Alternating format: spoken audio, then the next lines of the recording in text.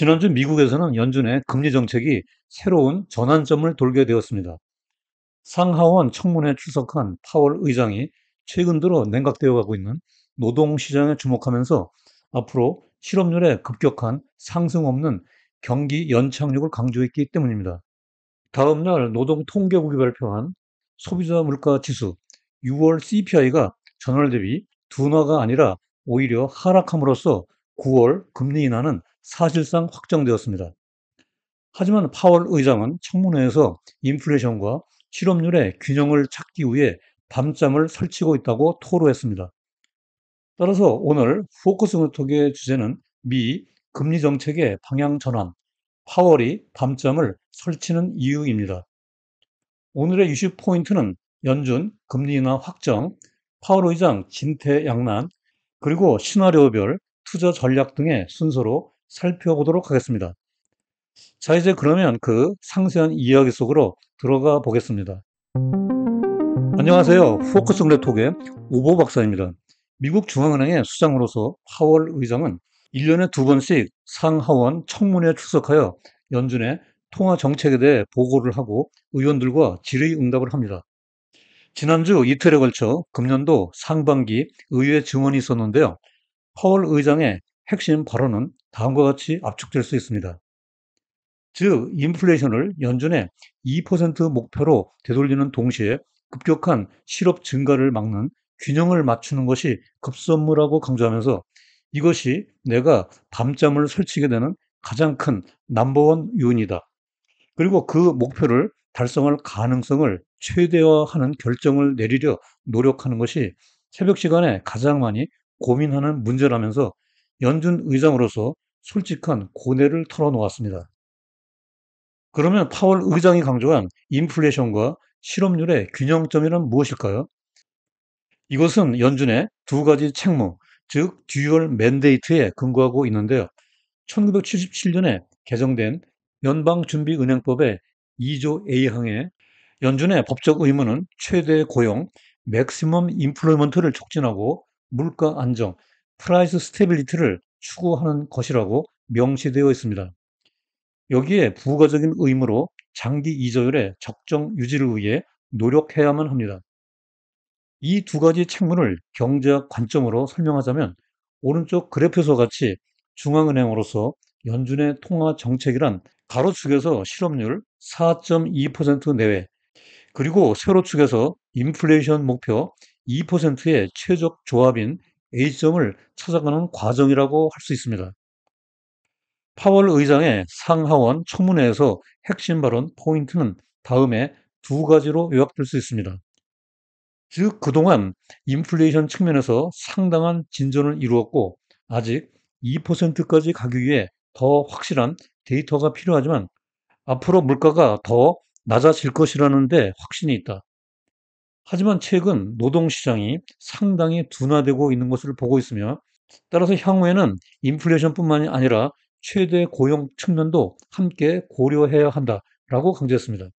즉, 다시 부연 설명하자면 연준이 지금까지 물가 안정 유지에 집중했다면 앞으로는 최대 고용 촉진으로 금리 정책의 중심축, 즉 방향을 전환하겠다고 파월 의장이 자신의 의지를 천명한 것입니다. 그러면 파월 의장이 의회 청문회에서 언급한 인플레이션과 고용 지표가 최근 들어 어떻게 움직이고 있는지 업데이트 해보도록 하겠습니다. 먼저 지난주 목요일 노동통계국이 발표한 소비자 물가 지수 CPI 결과 팬데믹 시작 이후 최초로 물가가 하락했습니다. 여기 그래프에서 보듯이 전년 대비 헤드라인과 근원이 예상치보다 낮게 3%와 3.3%로 둔화되었습니다. 추세적으로 보면 2022년 6월 9.1%에서 크게 하락했습니다. 파월 의장이 의회 증언에서 인플레이션 측면에서 상당한 진전을 이루었다고 평가한 이유입니다. 더욱이 전월 대비 기준으로는 5월에 0%에서 6월에는 마이너스 0.1%로 하락했습니다. 이것은 2020년 5월 이후 최초입니다. 물론 한 달의 데이터이긴 하지만 물가가 둔화되는 디스인플레이션이 확연해졌고, 더욱이 물가가 하락하는 디플레이션이 나타난 것은 연준이나 투자자 모두에게 고무적인 현상이었죠. 다음으로 노동시장도 빠르게 냉각되어 가고 있어 연준이 금리 인하를 서두를 수 있는 여지를 넓혀주고 있는데요. 실업률이 작년 5월 3.4% 최저 수준에서 0.1%포인트 올라 6월에 4.1%까지 상승했습니다. 지금 상황이 닷컴 버블 당시인 2000년대 초와 비슷한데요. 그 당시 실업률이 약 4% 근처에서 상승하기 시작하면서 경기 침체에 진입한 팩트를 확인할 수 있습니다. 오른쪽 그래프는 골드만삭스 자료인데요. 고용 추적 지수가 제조업과 서비스업 둘 다 경기 둔화를 나타내는 50 이하로 하락하기 시작했습니다.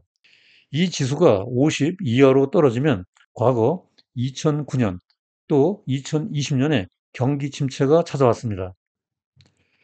여기 왼쪽 그래프에서 연준이 금리 정책 판단 시 가장 선호하는 개인 소비 지출 PCE 물가 지수도 2022년 6월 이후 추세적으로 하락하여 디스인플레이션 경로로 가고 있습니다. 아직 인플레이션 목표 2%보다는 높지만 월가의 유명한 이코노미스트인 톰 리는 앞으로 물가는 바위돌처럼 떨어질 것이라고 예측하고 있습니다. 파월 의장도 의회 청문회에서 향후 인플레이션이 낮아질 것으로 확신한다고 말했었죠. 실업률은 연준의 경제 전망 SEP에서 4.2%보다 살짝 낮지만 후행 지표인 실업률은 한번 오르기 시작하면 빠르게 오르는 경향이 있습니다. 이것은 오른쪽 그래프에서 베버리지 곡선으로 설명할 수 있는데요. 2022년 3월부터 금년 4월까지 여기 빨간색 점처럼 기업의 구인율과 실업률의 조합이 수직으로 하락했는데요. 앞으로는 이것이 수평으로 움직일 것으로 예상되고 있습니다. 이 과정에서 실업률이 급격하게 상승할 가능성이 높습니다. 베버리지 곡선에 대해서는 이전 영상에서 자세히 다루었으니 참고해 주시기 바랍니다. 따라서 파월 의장이 밤잠을 설치는 이유가 분명해졌습니다. 여기 만화에서처럼 연준의 금리 정책을 트롤리카의 운전에 비유해 볼까요? 물론 운전수는 파월 의장입니다. 그는 두 가지 문제에 직면해 있는데요. 즉, 물가의 재상승 없이 금리를 인하하여 경기 연착륙을 유도해야 하고 노동시장이 기대치 않게 냉각되면 여기에 신속히 대응하여 경기 침체를 방어해야 합니다. 여기서 파월 의장은 운전대를 어디로 틀어야 할지 진퇴양난입니다. 인플레이션과 실업률을 균형 있게 유지해야 하기 때문입니다. 여기서 정책을 오판하거나 최적의 금리 인하 시기를 놓치면 두 마리의 토끼를 다 놓치고 경기 침체에 빠질 위험이 상존하고 있습니다. 이것이 바로 파월 의장이 의회 청문회에서 밤잠을 설친다고 토로한 이유입니다. 지난 6월 연준의 FOMC에서 의원들이 찍은 점도표를 보면 올해 금리 인하 가능성은 한 번에 불과했습니다. 그러나 지난주 파월 의장의 청문회 발언과 CPI 발표 후 시장의 분위기가 급변하고 있는데요.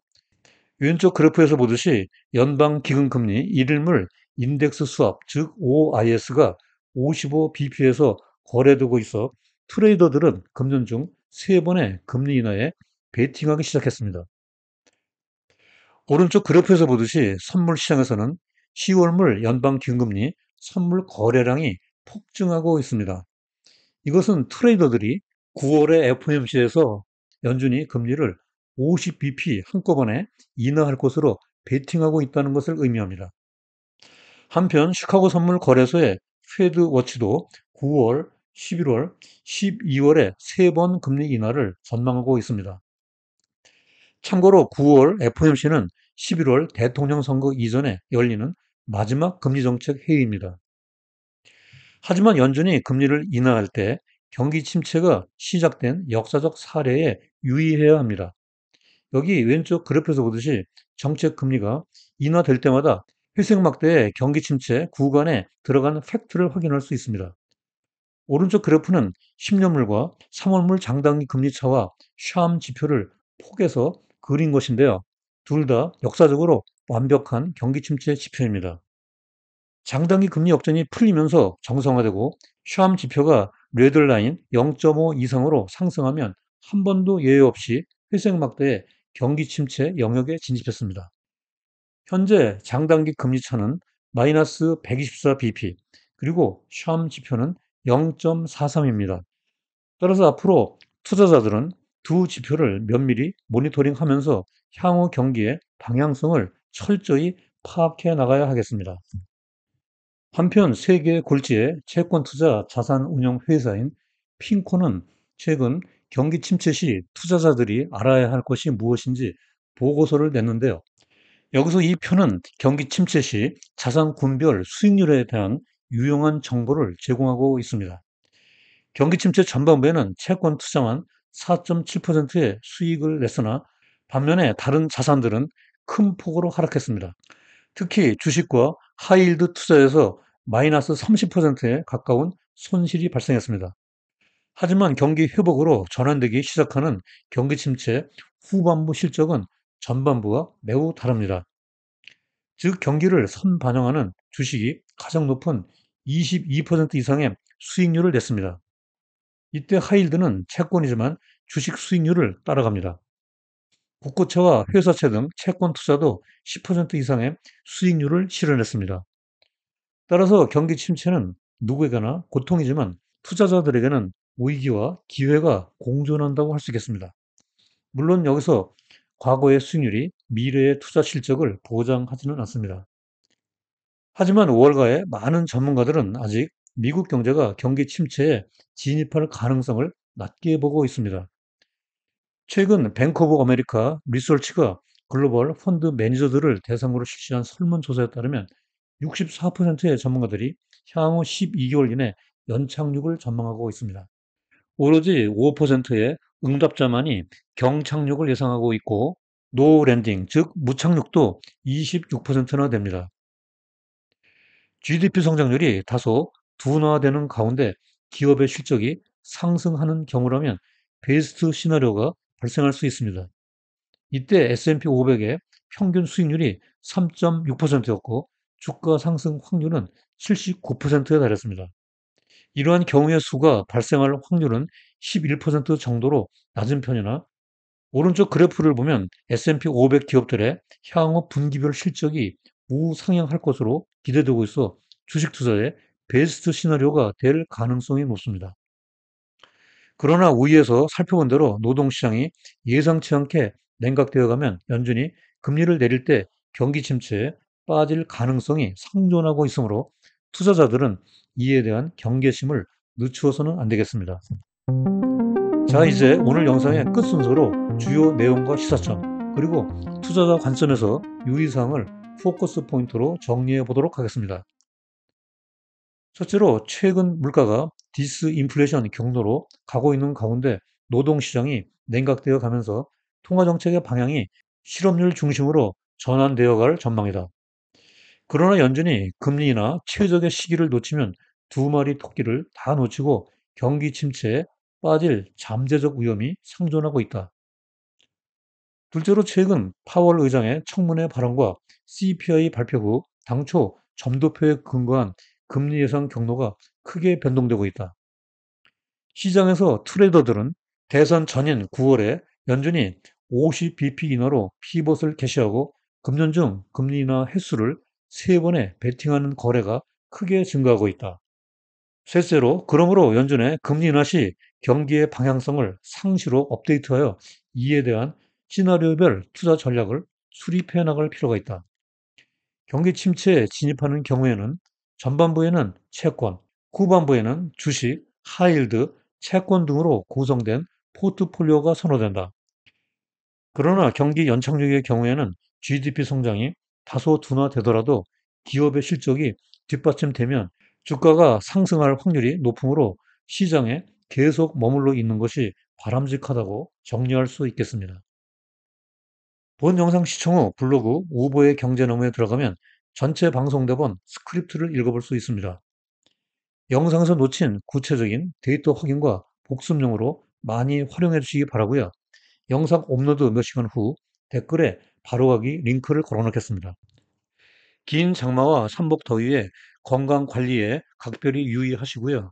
오늘 영상이 도움되었다면 구독과 좋아요 부탁드립니다. 다음에도 여러분들의 글로벌 경제 지식을 넓히고 투자 생활에 힘과 도움이 되는 더욱 유익한 영상으로 또다시 찾아뵙겠습니다. 오늘도 끝까지 시청해 주셔서 대단히 감사합니다.